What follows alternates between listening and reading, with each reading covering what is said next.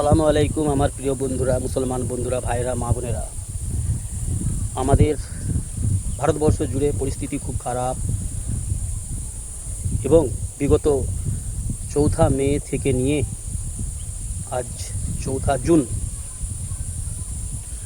পরিস্থিতি খুবই ভয়ানক, খুবই খারাপ আমাদের রাজ্যের, আমাদের পশ্চিম বাংলার এবং ভারতবর্ষের বিভিন্ন রাজ্যের। তো বিভিন্ন জায়গায় মসজিদ, মাদ্রাসা উপর হামলা হচ্ছে। মসজিদ এবং জনসাধারণের ব্যবসা বাণিজ্যর প্রতিষ্ঠানগুলোকে ভাঙা হচ্ছে। জনসাধারণকে অনেক বিভিন্ন প্রকারে কষ্ট দেওয়া হচ্ছে এবং তাদের ক্ষতি করা হচ্ছে। এগুলো লজ্জাদায়ক, এগুলো দুঃখজনক, এগুলো অন্যায় অপরাধ। অবশ্যই এটা আমি অন্যায় বিরোধিতা করি। জুলুম অন্যায়ের বিরোধিতা করা, অন্যায়কে অন্যায় জানা মানা, এটা ইসলামের অঙ্গ। এবং ন্যায়কে ন্যায় বলা এবং ন্যায়কে ন্যায় জানা, হককে হক জানা, এটাও ইসলামের অঙ্গ। তো মসজিদ ভাঙা হচ্ছে, মাদ্রাসা ভাঙা হচ্ছে, মুসলমানদের উপরে হামলা হচ্ছে এবং জনসাধারণ হিন্দু সমাজের মানুষ এবং দুর্বল কমজোর গরিব সমাজের মানুষের উপর বিভিন্ন রকমভাবে হামলা হচ্ছে আমাদের পশ্চিমবাংলায় এবং আমাদের ভারতবর্ষের বিভিন্ন রাজ্যে। এগুলো অন্যায় অপরাধ। কিন্তু দুঃখজনক বস্তু, আমাদের মুসলমান সমাজে কিছু হারামখোর, হাত তোলা হায়নাবাগের দল রয়েছে, যারা অর্থলোভী। যেদিকে পয়সা, যেদিকে বিরিয়ানি, যেদিকে বুটি রয়েছে, সেই দিকে এরা লাফিয়ে চলে যায়। এরা দিন ইসলামের দ বুঝে না, তবলিগের ত বুঝে না। আমাদের সমাজে কিছু বিভিন্ন রূপে মুসলমান, তারা হাত তোলা হায়নাবাগের দল। যদি বলে দাদা হুজুরের ফলোয়ার্স মান্যওয়ালা হাত তুলো, হাত উঠাবার জন্য করোড়ো লোক আছে, কিন্তু দাদা হুজুরের তরিকা, দাদা হুজুরের আদর্শকে মানার মতন মানুষ আমাদের বাংলাতে অনেক কম রয়েছে। এবং তবলিগওয়ালা হাত উঠাও, তবলিগের জন্য হাত উঠানেওয়ালা করোড়ো আছে, কিন্তু তবলিগের তো বুঝে না, দিন ইসলামের ব্যাপারে বুঝে না, কিন্তু নিজেকে তবলিগওয়ালা বলে। এমনও মানুষ অনেক রয়েছে যারা অর্থলোভী, শুধুমাত্র দেখাবা কিছু নেক আমল করে। সকলেই নয়, ভালো অবশ্যই রয়েছে পৃথিবীতে, সমাজে। আমি খারাপ বলে সকলকেই খারাপ বলবো, এটা তো হতে পারে না। তো বন্ধুরা, আমাদের মুসলমান সমাজের ওই লোকগুলোকে বলছি যারা হাত তোলা হায়নাবাগ বললাম যাদেরকে, এমন কিছু মানুষ রয়েছে, বেশ কিছু মানুষ রয়েছে আমাদের বাংলাতে, যারা যেখানে বিরিয়ানি পাবে, যেখানে পয়সা পাবে, যেখানে দেখবে বিরিয়ানিতে দুটো বুটি পড়ছে কিনা, বুটি জি, মাংসর টুকরা, সেইখানে ওরা হাজির হয়ে যাবে, সেখানে খাবে দাবে, আর খেয়ে দিয়ে বদনাম করে চলে আসবে। ঝাল হয়ে গেছে, নুন হয়ে গেছে, রান্না ভালো হয়নি, সিদ্ধ হয়নি, বিভিন্ন রকমের শিকায়ত করে, আল্লাহর নাশুকরি করে। তো এদেরকে একটা উদ্দেশ্য করে কথা বলি। আমাদের যে মুসলমানদের উপরে হামলা হচ্ছে, মসজিদের উপরে, মাদ্রাসার উপরে, বা বিভিন্ন রকম দুর্বল অসহায় মানুষদের উপরে যে হামলা হচ্ছে, এগুলো অবশ্যই অন্যায়। কিন্তু আমাদের মুসলমান সমাজ যে অন্যায়টা করছে, এই বিষয়ে কিন্তু আজকের দিনে আমাদের বাংলার বড় বড় আলেম ওলামাদেরকে বলতে, প্রতিবাদ করতে খুব কম শোনা যায়। এর বিষয়ে আমাদের একটু সজাগ হওয়া দরকার। আমাদের মসজিদে ওরা আঘাত করছে, মসজিদের দিওয়ারে আঘাত করছে, মসজিদের ধাঁচাতে আঘাত করছে, দেওয়ালে আঘাত করছে। এটা অন্যায় অপরাধ, বড় অন্যায় অপরাধ। কিন্তু তার থেকেও বড় অন্যায় আমাদের মুসলমান সমাজের লোক করছে। মসজিদ শানদার বানাচ্ছে, বিভিন্ন জায়গা থেকে কালেকশন করে, নিজের আপন গ্রামে বা বিদেশ বাইরে থেকে বিল ছাপিয়ে কালেকশন করে মসজিদে লাগাচ্ছে, মসজিদ বানাচ্ছে শানদার। কারো হারাম পয়সা কেউ যোগদান করছে, কেউ হালাল পয়সায় যোগদান করছে, মসজিদ তৈরি হচ্ছে। কিন্তু তার পরিণতি কি হচ্ছে? মসজিদে মুসল্লি নেই। এটা বড় একটা জুলুম। মসজিদের খোরাক, মসজিদের জান হচ্ছে মুসল্লি।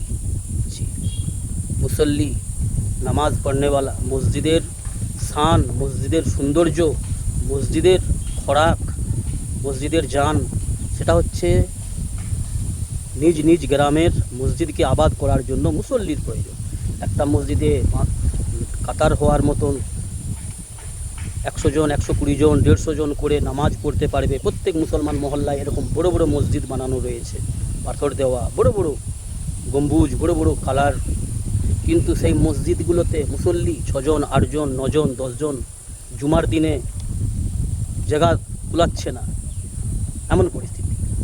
তো জুমার দিনের জন্য মসজিদ বানানো, এটা ইসলামের বিধানে নেই। আল্লাহ সুবহানাহু ওয়া তাআলা কোরআনে বলছেন ফাওয়াইলুল লিল মুসাল্লিন, অর্থাৎ ওই মুসলমান, ওই মুসল্লি মসজিদে মজাক করতে আসে আমার সঙ্গে, জুমার দিনে আসে, আমার ঘরে তামাশা করতে আসে।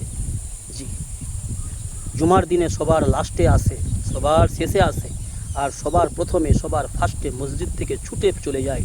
তাদের মসজিদে দিল লাগে না, মসজিদে ভালো লাগে না, তারা সবার আগে ছুটে চলে যায়। লোকের সমস্ত যারা আগে মসজিদে প্রবেশ করেছে তাদের জুতা চপ্পলগুলোকে ছড়িয়ে ছিটিয়ে সবার লাস্টে আসে আর সবার ফার্স্টে চলে যায়। এই সমস্ত মুসল্লিরা যেন মসজিদে না আসে মজাক করতে। তো বন্ধুরা আমার, সেই জন্য আমাদের মুসলমান সমাজ যে অন্যায় করছি, আল্লাহর বিধানের সঙ্গে খেলওয়াড় করছি, নিজেদের নফসের উপর জুলুম করছি, মসজিদের প্রাণের উপর আঘাত করছি, মসজিদের সম্মানের উপর আঘাত করছি। আমরা মসজিদ বানিয়েছি, মসজিদের খোরাক দিই না। হাদিসের মাফহুম হাদিসের মধ্যে আসে, যেই সমস্ত মসজিদে মুসল্লি থাকে না, অতি সামান্য মুসল্লি, মসজিদ কষ্ট পায়, মসজিদ আল্লাহর কাছে ফরিয়াদ করে, আল্লাহ এরা আমাকে বানিয়েছে বড় সুন্দরভাবে, অনেক খরচ করেছে, করোড়ো টাকা খরচ করেছে, 10 লাখ 20 লাখ খরচ করে মসজিদ বানিয়েছে, কিন্তু এরা আমাকে বানিয়ে আমাকে অপমান করছে, আমার খোরাক দেয় না, আমার হক আদায় করে না, এরা আমার সঙ্গে মজাক করে। মসজিদের মধ্যে বিভিন্ন রকমের রাজনীতির চর্চা, পার্টির চর্চা, পা মিলে বসা, হাতের আঙুলি ফাটানো আমাদের মহল্লার মসজিদে দেখতে পাই আমরা। জি, দাওয়াত ও তাবলীগের মসজিদ, কিছু সাথী আছে, 2-5 জন 7 জন আছে, যারা নামাজের পরে সালাম ফিরানোর পরেই ইমামের সঙ্গে যখন কোনো ফরজ নামাজ আদায় হয়, জোহরের, আসরের, মাগরিবের, এশার, সালাম ফিরানোর পরেই কি করে, যে আঙুল ফাটাতে শুরু করে, এদিক ওদিক দেখতে শুরু করে, পা মিলে বসে, বিভিন্ন রকমের পরচর্চা গীবত করে, সোর সারাবা করে, বিভিন্ন রকমের অপরাধ করে, বেয়াদবি করে। মসজিদেরও আদব থাকে, আল্লাহর ঘরের একটা আদব রয়েছে। তো এই সমস্ত বেয়াদবি করার কারণে মসজিদ আল্লাহর কাছে ফরিয়াদ করে, বদদুয়া করে মহল্লাবাসীর জন্য, আল্লাহ এই মহল্লার লোক আমাকে সুন্দর করে সাজিয়েছে, বানিয়েছে, কিন্তু এরা আমার সঙ্গে খেলা করছে, এরা আমার সম্মান নষ্ট করছে, আমার প্রাপ্যযোগ্য যেটা হক অধিকার রয়েছে সেটা এরা দেয় না। অর্থাৎ আল্লাহ তুমি এদের উপর আযাব নাজিল করো, এদেরকেও অপমান করো, এদেরকেও শাস্তি দাও। সেহেতু আমাদের উপরে আজ জালিমরা, বড় জালিমরা, তারা আঘাত করছে মসজিদের দিবারে, মসজিদ ভাঙচুর করছে। অবশ্যই এটা অপরাধ। অন্যায়কে অন্যায় জানা ঈমান, ন্যায়কে ন্যায় জানা, ন্যায় মানা ঈমান। এটা আমার এলেম রয়েছে, আমি অতি সামান্য ক্ষুদ্র এলেমের অধিকারী। তো বন্ধুরা, আমরা আগে সচেতন হই, আমরা ইসলামের বিধানকে সঠিকভাবে জানি আর মানার চেষ্টা করি, আল্লাহর ঘর আবাদ করি এবং আল্লাহর ঘরের সম্মান করি, আল্লাহর ঘরের আদব করি, সমস্ত বেয়াদবি পরিত্যাগ করি এবং মসজিদের মধ্যে যে সমস্ত বেয়াদবিগুলো হয় আমার চোখে পড়ে, আপনাদেরও চোখে পড়ে, এগুলো বর্জন করি। এটাই হচ্ছে সর্বপ্রথম যে নোংরামিগুলো ছাড়া, লা ইলাহা ইল্লাল্লাহ মুহাম্মাদুর রাসূলুল্লাহ। প্রথমে ইনকার রয়েছে, কারো দ্বারাই কোনো কিছু হয় না, সমস্ত মখলুককে ইনকার করা, কারো দ্বারাই কোনো কিছু হয় না, আমার দ্বারাতেও কোনো কিছু হয় না, করনেওয়ালা জাত আল্লাহ। তবে আল্লাহ সুবহানাহু ওয়া তাআলার ফায়সালা, আল্লাহ তাআলার আসমান থেকে যে সমস্ত অবতীর্ণ হয় আমাদের আমলের ভিত্তিতে, আমরা যদি নেক আমল করি, নেক কাজ করি, আল্লাহর ফরমাবরদারি করি, তাহলে আল্লাহ পাকের তরফ থেকে, আসমান থেকে রহমত নাজিল হবেন।